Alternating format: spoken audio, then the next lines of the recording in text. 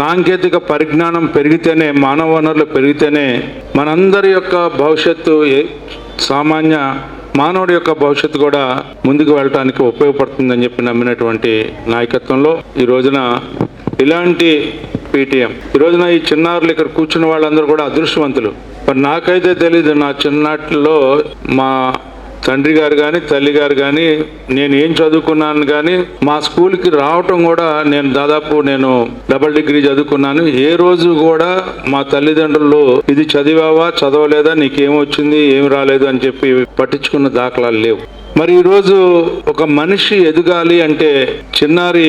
మనస్సుకి ఎలాంటి గాయం తగలకుండా తనలో ఉన్నటువంటి సృజనాత్మకతని, తనలో ఉన్నటువంటి మేధస్సుని పైకి తీసుకురావాలంటే ఇంట్లో తల్లిదండ్రులు, దేవాలయం లాంటి పాఠశాలలో ఉన్నటువంటి పనిచేస్తున్నటువంటి ఉపాధ్యాయులు, అదేవిధంగా మరి ఈరోజు పిల్లలు ముగ్గురు కలిసి ఒక పవిత్ర సంఘం లాగా గంగా యమున సరస్వతి కలిస్తే ఏ రకమైనటువంటి పవిత్రత ఏర్పడుతుందో అలాంటి పవిత్రత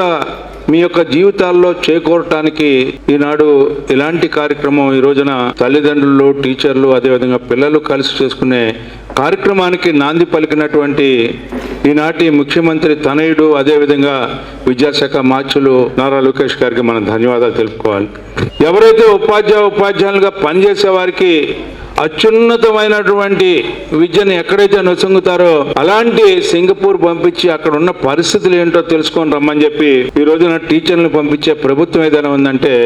ఈనాటి ప్రభుత్వం అని చెప్పి మీరు అందరూ గుర్తుపెట్టుకోవాలి. ఈ రోజున తల్లిదండ్రులని కళాశాలలు, పాఠశాలలకు రమ్మని చెప్పి మా బిడ్డల భవిష్యత్తుని ఏ రకంగా తీర్చిదిద్దుకోవాలంటే తల్లిదండ్రుల యొక్క బాధ్యత, పాత్ర ఏ రకంగా ఉండాలి అని చెప్పి వారు పడే తపన చాలా సంతోషంగా ఉంది. మీరు ఏ విశ్వాసంతో అయితే, నమ్మకంతో అయితే మీరు అత్యధిక మెజార్టీ ఇచ్చి మా నాయకత్వాన్ని మీరు అంగీకరించారో అదే విశ్వాసాన్ని, నమ్మకాన్ని వమ్ము చేయకుండా మీ అందరి యొక్క ఆలోచనలకు అనుగుణంగా విధానాలను రూపొందించి ప్రతి ఒక్కరికి కూడా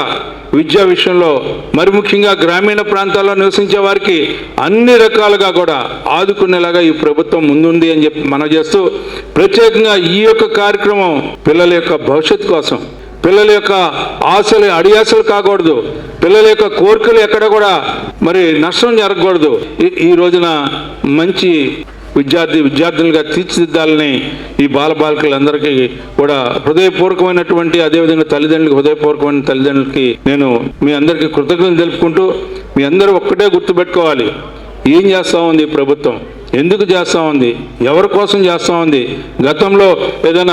ఎవరైనా చేశారో ఇలాంటి కార్యక్రమాలు, ఎందుకు చేయలేకపోయారు, ఇవాళ వీళ్ళ యొక్క దార్శనికత ఏంటి, వీళ్ళ యొక్క ఆలోచన ఏంటి, వీళ్ళ యొక్క విధానం ఏంటి, వీళ్ళు ఈ యొక్క ఆలోచనతో ఈ స్వార్థపూరితమైన ఆలోచన ఉందా, లేకపోతే ఈ సమాజంలో మనందరినీ కూడా అభివృద్ధి చేయడానికి చేస్తున్నటువంటి ఆలోచన, ఈ రకమైనటువంటి ఆలోచన మీ అందరూ పెద్దలు చేయాలని, మీకోసం, మన కోసం, ఈ సమాజం కోసం, ఈ సమాజం అభివృద్ధి చెందితే ఆ సమాజం అభివృద్ధి చెందిన సమాజంలో మనందరం కూడా ఆనందంగా జీవించేలాగా,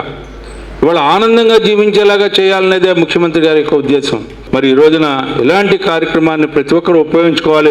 ఈ రోజు వరకే ఉపయోగించుకోవటమే కాదు, ప్రతినిత్యం మీ బాధ్యతలను విస్మరించకుండా బిడ్డల యొక్క భవిష్యత్తుకి శ్రీకారం చుట్టాలని చెప్పి మీ అందరినీ కోరుకుంటూ ఈ కార్యక్రమం ఏర్పరిచినటువంటి ఈ ప్రభుత్వానికి, ప్రభుత్వ అధికారులకి, మీ అందరికీ కూడా తల్లిదండ్రులకి అందరికీ నా హృదయపూర్వకమైన ధన్యవాదాలు మరొకసారి తెలియజేసుకుంటూ